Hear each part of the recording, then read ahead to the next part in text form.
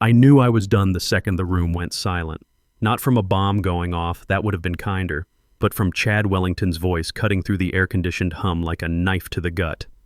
"You're not management material, Bob," he said, right in the middle of my quarterly systems presentation, loud enough for everyone to hear, cruel enough to leave a mark.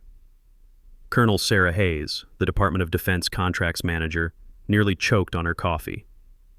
Ashley Wellington, Chad's 26-year-old niece who somehow landed a marketing coordinator position, smirked like she was watching someone slip on ice. And Chad, he leaned back in his leather chair like he'd just dropped some corporate wisdom bomb, arms crossed, looking satisfied with himself. "I'm Bob Mitchell, by the way. 47 years old, been with Sentinel Defense Technologies for 12 years. Navy veteran. Spent 8 years maintaining Unix servers and Oracle databases on destroyers before this civilian gig. Senior engineering manager, the guy who keeps the classified networks running when everyone else is panicking about compliance deadlines." I stood there, laser pointer still aimed at the screen, showing our Q3 cybersecurity improvements. 18% efficiency gain, 12% cost reduction on our legacy Cisco infrastructure. We'd upgraded 2 critical defense networks in 6 months, brought our TS-SCI clearance protocols up to current Pentagon standards. But none of that mattered. Not to them. Not when Chad needed to prove to the board that his Wharton MBA wasn't just expensive wallpaper. "Thank you," I said. Calm. Too calm. My face didn't twitch. My hands didn't shake. But inside, something cracked loose that had been holding for years. 12 years. 3 different CEOs, 4 major reorganizations, and I'd been the one they called when the authentication servers crashed at 2 a.m., when classified systems needed security patches, when the new hires couldn't tell a firewall from a screen door. I'd trained Chad's predecessor. Hell, I'd trained his predecessor's predecessor. Built the network architecture that kept us compliant with DoD regulations while everyone else was still figuring out what encryption meant. But apparently, I wasn't management material because I didn't sound like a TED Talk, didn't wave spreadsheets around like magic tricks, didn't call attention to myself while quietly making sure our $9 million defense contract stayed secure and compliant. Chad moved on like nothing happened. "So anyway," he continued, clicking back to his flashy outsourcing proposal, "we'll streamline overhead by transitioning Bob's legacy systems team into an AI-driven automation strategy. I'll spearhead that initiative with Ashley here. Ashley, who once asked if our internal security protocols were like Instagram, but for documents. The same Ashley who needed help setting up her email encryption because she thought passwords were too complicated for daily use." I shut off the projector quietly, no fuss, gathered my notes, nodded to Colonel Hayes, who was looking at Chad like he'd just suggested using Twitter for classified communications, and walked out before they could remember I existed. Nobody stopped me. Nobody called out. Because the backbone never squeaks until it snaps. In the hallway, I could feel my legs moving, but everything above my neck was fog. The kind you get when you realize you've been swallowing glass for years, thinking it was loyalty. All I could hear was that phrase bouncing around my skull like a pinball. "You're not management material." I walked past the engineering pod where my team sat hunched over workstations, debugging Oracle queries that kept our defense databases running. Past the server room where the Cisco routers I'd configured hummed quietly, handling classified traffic for 3 different military branches. Past the break room where someone had spilled coffee grounds everywhere and left them like confetti from a party nobody wanted to attend. My team looked up as I passed. These guys knew. Jenkins, who I'd taught how to set up VPN tunnels for remote Pentagon access. Rodriguez, who I'd mentored through his security clearance process. Taylor, fresh out of the Navy with communications training I'd helped translate into civilian network management. They could see something had shifted, but nobody said anything. In the military, you learn to read the room. Back at my desk, I sat down slowly and pulled open my top drawer. There, folded neat as a flag, was my original employment contract. Hadn't looked at it in years. Page 4, Section 12. Employee is not obligated to respond to communications outside posted business hours unless explicitly required for critical system failures or contractual emergencies. A strange calm settled in my chest, like the quiet that comes after you finally shut off a machine that's been grinding for too long. I reached over and closed my laptop. It was 5:58 p.m., For the first time in 12 years, I didn't feel guilty about it. At exactly 6:00 p.m., I closed my laptop like I was sealing a coffin. Smooth, quiet, no dramatic sighs, no good night team in Slack, just silence. Nobody noticed at first. I didn't restart the authentication servers that had been hiccuping all week. The same servers Chad had wanted to modernize by outsourcing to some cloud service that couldn't handle DoD security requirements. Didn't forward the urgent compliance email from the Pentagon that Chad had asked me to just handle real quick, a 47-page technical review that would take hours to properly address. I just stopped. It felt wrong at first, like leaving the house without pants, but the deeper I leaned into that stillness, the more right it felt. Like the first time you stop apologizing for someone else's mess and let the pieces fall where they want. I grabbed my jacket, slipped my badge into my pocket, and turned off my monitor. The office was still humming, someone arguing with IT support near the printer about network access, Ashley too. Cubicle's over, probably trying to figure out why her marketing analytics dashboard couldn't connect to our classified networks. Something about firewall permissions she'd never understand. Chad wouldn't notice I was gone until something broke. And in a place like this, running on systems I'd built and maintained for over a decade, something always broke. At the elevator, I paused and pulled out my phone, opened the camera, took a picture of that contract clause I'd highlighted earlier, saved it to a folder labeled insurance, just in case Chad started sniffing around with that tone managers get when they realized the thing they killed was the thing keeping them alive. In the parking garage, my F-150 was one of the last vehicles left. I got in, turned the key, and sat in the dark for a minute with the engine purring. Didn't curse, didn't punch the steering wheel, didn't even feel particularly angry. What I felt was surgical, clean, like cutting off something that had gone bad. Back home, I cracked open a Coors, the good stuff I usually saved for Sundays after working weekends. Set my phone on the kitchen counter and turned on Do Not Disturb. Set the hours from 6:01 p.m. to 7:59 a.m.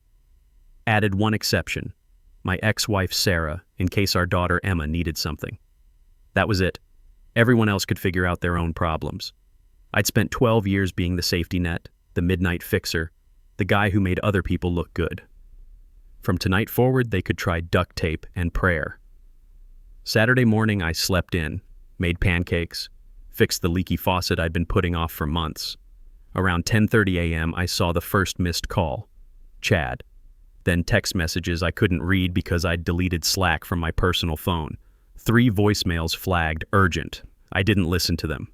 Instead, I sat down with a legal pad and made a list. Title, Things I Don't Do After 6 p.m. Anymore. Fix Chad's technical presentations. Debug Cisco router configurations during quick emergencies. Explain basic network security to Ashley. Answer emails that start with quick question about Oracle database permissions. Monitor server alerts that should have been automated years ago. Rewrite documentation that Chad claims is too technical for stakeholders. I felt lighter when I finished writing, like someone had removed a 50-pound tactical vest and said, "There, that's yours now." Sunday came and went without incident. By Monday morning, the silence I'd left behind would start speaking louder than anything I could have said. Tuesday morning started normal enough on the surface. Same burnt coffee from the break room. Same awkward small talk by the elevators. Ashley stumbling in with her oat milk latte and permanent confusion about why her computer kept asking for authentication credentials.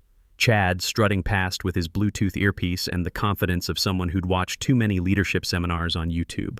But underneath, the ground was already shaking. The first crack came at 8:47 a.m. during the operations sync call. No agenda, no updated metrics, no call link that actually worked, just a bunch of blinking cursors in last week's shared document and a calendar invite labeled recurring do not delete that nobody had touched since I'd quietly set it up 3 years ago. Chad pinged me on Slack. "Bob, can you send today's security briefing slides?" No response. He tagged me again. Nothing. By 9:20, Ashley had wandered over to my cubicle, doing that nervous smile thing people do when they want you to fix something without admitting they broke it. "Hey, random question," she said, like this was Starbucks and not a defense contractor teetering on the edge. "Where do we keep the client authorization forms for new contracts? I think I have everything for the Air Force project except one piece." I looked up from my screen. I was reading industry news about cybersecurity trends, something actually interesting, and kept my voice calm as morning coffee. Final authorizations are locked until security clearances update. Oh. Okay, cool. Ashley nodded, brain clearly buffering like a dial-up modem. So, where do I update those? You don't, I said without any heat. Just fact. Delivered, flat as the weather. They require manual clearance from someone with TS/SCI access and DoD certification. Oh. You mean you? I'm off that project as of Friday, I said, taking a sip of my coffee. Chad restructured the team assignments last week, remember? Ashley's smile cracked like old paint. Right. Yeah, I remember that. Thanks. She scurried off like a squirrel who just realized the bird feeder was full of rocks. By 10:15 a.m., the second tremor hit. Payment issue. The wire transfer to our primary server hosting provider, Data Vault Systems, who handled our encrypted storage for 3 different Pentagon contracts, had bounced back. Nobody could figure out why. There was a long email chain with urgent and please advise ASAP in the subject lines, getting longer every hour. Accounting tried escalating the payment issue, but the workaround I'd built 3 years ago to handle their outdated ERP system's character limit wasn't documented anywhere. Not in our shared drives, not in the company wiki, nowhere Chad's streamlined documentation process had thought to migrate. It lived in my head, along with about 500 other critical processes that kept this place running. The payment system needed a specific 16-character authorization code that had to be generated manually using a combination of our DoD contract number, the vendor's federal ID, and a rotating security hash that I updated monthly. Simple stuff, if you knew the formula. Problem was, I'd never written it down because Chad had always said documentation was inefficient bureaucracy and real leaders adapt on the fly. And I was sitting right there, headphones on, calmly reading a technical article about next-generation firewall protocols while sipping coffee from a mug that said world's okayest engineer. I didn't even flinch when Chad's office door slammed hard enough to rattle the motivational posters on the wall. He stormed across the office, jaw clenched, phone in his hand, showing about 20 unread Slack notifications. Ping, ping, ping, @Bob, please confirm receipt of payment authorization. @Bob, need your input on the hosting issue ASAP. @Bob, Data Vault is threatening service suspension. @Bob, can you please respond? I didn't. My status showed active and I was typing something, but it wasn't for him. I was updating my LinkedIn profile, actually, adding some recent certifications I'd earned on my own time that Chad never bothered to acknowledge. Across the room, Ashley was now half collapsed over her keyboard, frantically calling someone in HR to ask how expense reports work. Apparently she'd tried to process the Data Vault payment herself and had somehow flagged our account for potential fraud because she'd entered the wrong routing information 3 times in a row. One of the junior engineers, Rodriguez, good kid with solid Navy training, was trying to troubleshoot a permissions error on a SharePoint folder I'd created back in 2019. The folder contained every piece of technical documentation for our 3 biggest defense contracts. Problem was, it was protected by a security protocol that required 2-factor authentication through a system I'd set up that integrated with our DoD clearance database. Rodriguez knew better than to ask me directly. He could see the writing on the wall. Instead, he just shook his head and went back to working on projects that didn't require classified access. By 11:30 a.m., our senior project manager, Paul Stevens, decent guy, former Air Force, understood the chain of command, had wandered over with a folder under his arm. He looked like he wasn't sure if he wanted to ask a question or file a resignation letter. "We've got a call with the Pentagon auditors this afternoon," he said quietly, keeping his voice low enough that Chad couldn't hear from across the office. "Any idea if legal reviewed the final compliance documentation for the base security upgrade project?" I didn't look up from my screen. "Nope. Do you know where it might be?" "Same place it's always been," I said, finally turning to face him with the kind of expression you give someone when they ask you to explain quantum physics. "Somewhere between Chad's job description and not my department anymore." Paul blinked slowly, processed that for a few seconds while watching Chad frantically typing on his phone across the room. "Right, got it, thanks Bob." He understood. Military guys always do. When the chain of command breaks down, you don't ask the guy who got demoted to fix the mess. You find another way, or you watch it burn. The ground wasn't trembling anymore. It was cracking wide open. By noon, the office felt like a submarine taking on water, stress leaking in every direction, phones buzzing with increasing urgency, Slack threads spiraling into digital chaos. Taylor, one of my former mentees, was openly frustrated at his workstation because he couldn't access the network monitoring tools I'd configured. The login credentials were stored in an encrypted file that only I had the key for. An intern from the business development team was practically crying in the supply closet because nobody could tell her if the printer's security certificate error was her fault or a systematic failure. The printer was connected to our secure network, and its authentication protocol was tied into the same DoD clearance system that was currently locked down tighter than Fort Knox. I watched it all like a man watching his ex-neighbor try to fix a lawnmower he'd never maintained. Not gloating, not vindictive, just present, witnessing consequences that were 12 years overdue. Because I hadn't sabotaged anything. I'd simply removed the one invisible force keeping the chaos in check. Me. The email hit my inbox at 2:13 p.m. Quiet little chime that might as well have been an air raid siren. Subject line, compliance review, final documentation required, urgent. Sent from Colonel Hayes, who wrote every message like she was apologizing for existing while also carrying the authority to flatten our entire company with a single phone call. Hi all, circling back on the final review for updated security protocols regarding our upcoming renewal with the Department of Defense. Technical documentation requires Bob Mitchell's digital signature for final approval. Current deadline is Friday at 1700 hours. Please advise on timeline for completion. Respectfully, Colonel Sarah Hayes, DoD Contract Oversight. Simple, professional, absolutely deadly. Because that signature, that was the last domino. I'd known this audit was coming for weeks. I'd built the original security frameworks they were updating, working nights and weekends to make sure we stayed compliant with the latest Pentagon requirements. The documentation was bulletproof because I'd made it bulletproof, translating complex DoD regulations into actionable technical protocols while Chad was still trying to figure out what multi-factor authentication meant. Yet here we were, 3 days from the deadline, a $9 million defense contract hanging in the balance, and nobody had followed up until Colonel Hayes politely reminded everyone that the clock was ticking. I didn't respond to the email. Instead, I forwarded it to my personal Gmail account and changed the subject line to "For Records, Timeline Documentation." Just dropped a time-stamped breadcrumb without comment. Insurance for when the story got rewritten later, because people like Chad always found a way to make themselves the hero when everything went to hell. Chad hadn't even acknowledged Colonel Hayes' message. I could see the Slack thread he'd started with legal instead. Can someone else handle this approval process? Bob's being difficult. The responses were a symphony of bureaucratic shoulder shrugs. Legally, no. The authorization chain had been assigned by name, mine. Changing it now would trigger a complete review cycle, minimum 10 business days. We had 3. I flagged the email and moved on to reading about Lockheed Martin's latest cybersecurity innovations. At 3:17 p.m., Chad finally showed his face. Hovered near my desk like a raccoon sniffing around a bear trap, sweat stains visible under his arms despite the office air conditioning. Hey, quick ask, he said, voice dripping fake casualness. Colonel Hayes mentioned you still need to sign off on the audit documentation. Just wondering if you had a chance to review it. Pretty standard stuff. Should only take a few minutes.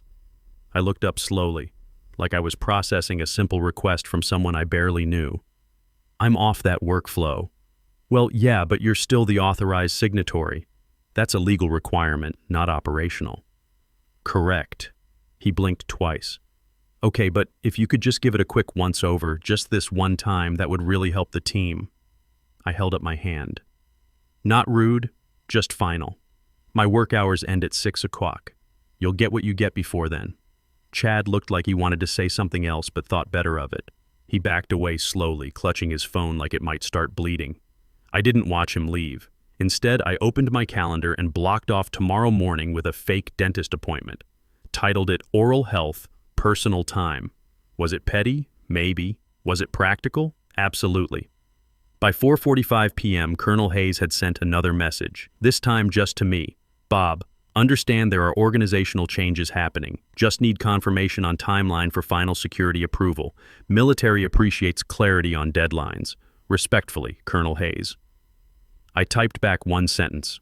Documentation has been reviewed and noted. Timeline pending operational requirements resolution. Didn't say when I'd sign it, didn't promise anything. Just acknowledged that I had control of the situation. Which I did. Wednesday night at 10:47 p.m., Chad sent an all-caps text message, a voicemail, and for good measure, an email that sounded like a man drowning in his own incompetence. Where are we on this? Urgent. Need your signature or we're dead with the Pentagon. Call me back now. 3 suburbs over, I didn't stir. My phone sat face down on the nightstand, dark and silent. The blue glow of unread notifications stayed trapped behind Do Not Disturb like wasps buzzing against glass. I was already deep in the kind of sleep I hadn't had in years. Real rest. The kind that comes when your brain finally realizes it doesn't need to prepare for battle every morning. On my nightstand sat an envelope, not white, not corporate. This one was cream-colored with embossed letterhead. Inside, an offer letter from Lockheed Martin, Senior Systems Architect, Cybersecurity Division. No assistant or coordinator tacked on like training wheels. The salary was 40% higher than what Sentinel paid me. The respect came built in. The recruiter had called me 2 weeks ago. Jim Crawford, former Navy commander who now worked Pentagon contracts. We've been watching Sentinel circle the Dramaine, he'd said during our first conversation. Figured you might want to jump ship before it hits the reef. We need someone who actually knows these systems. I'd scheduled the interview during a medical appointment, aced it in 45 minutes talking about network security with people who actually understood what I was saying, and got the offer 3 days later. Thursday, at exactly 2:30 p.m., calendar alerts popped up company-wide. Subject, all hands. 3:00 p.m. Conference room A, mandatory. No context, no agenda. Just red letters and a time slot dropped onto everyone's calendar like a last-minute court summons. I strolled in at 2:58, coffee in hand. Expression unreadable. Took my usual seat near the back. The room gradually filled with confused faces and the kind of nervous energy you get when nobody knows who's getting fired. Chad arrived at 2:59, looking like he'd been awake for 72 hours straight. His usual confidence had been replaced by something that looked like barely controlled panic. The founder, William Hartwell, entered last. Gray suit, no tie. The expression of a man who'd just discovered his house was built on quicksand. "Thank you for joining on short notice," he began, voice rough like he'd been yelling in private meetings. "We have a situation." He pulled out actual paper. Not a tablet, not a projected presentation. Paper. That alone told the whole story. "I received a call this morning from the Department of Defense Contract Review Board," he continued. "They're questioning our capacity to maintain current security protocols." Nobody moved. I sipped my coffee. "Apparently, key documentation is missing final approval. Our largest client is expressing concerns about technical leadership continuity." He turned slowly toward Chad. "Chad, you're the VP overseeing this contract. Explain where we stand." Chad straightened, tried to summon his MBA confidence. "Well, yes, we're experiencing some procedural bottlenecks as we modernize our legacy approval workflows." Hartwell held up his hand. "Stop." Chad froze. Modernize workflows? Is that what we're calling the fact that a $9 million contract is 48 hours from cancellation because nobody can find the right signature? The room went library quiet. The Pentagon specifically asked for Bob Mitchell, said he's the only one they trust with their classified systems. They want him personally overseeing the security transition. Hartwell looked directly at me. "Bob, anything you want to add?" I set my coffee down carefully. "I'm no longer assigned to Defense Department contracts. As of last Thursday." Silence fell like a curtain. "And as of this morning," I continued, standing up slowly, "I've accepted a position with Lockheed Martin. I start Monday. 6 of my engineers are coming with me." Chad's face went white as paper. "The Pentagon appreciates continuity in their security partnerships." I said, straightening my jacket. "Lockheed understands that." I walked out at normal pace. No drama, no victory dance, just the quiet satisfaction that comes when competence finally gets the recognition it deserves. By Friday afternoon, the news was official. Sentinel Defense Technologies had lost their primary Pentagon contract. Chad's resignation was accepted effective immediately. Ashley discovered that marketing wasn't her calling after all. Me?